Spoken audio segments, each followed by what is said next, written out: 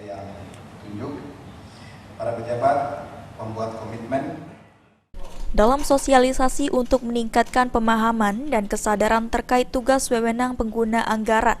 Sekda Provinsi Sumatera Selatan mengingatkan para pengguna anggaran, kuasa pengguna anggaran, dan pejabat pembuat komitmen untuk dapat memahami tentang pengadaan barang, jasa, batas waktu pengumuman, nama, dan alamat PA atau KPA, paket pengadaan, cara pengadaan, volume dan nilai paket pengadaan, sumber dana.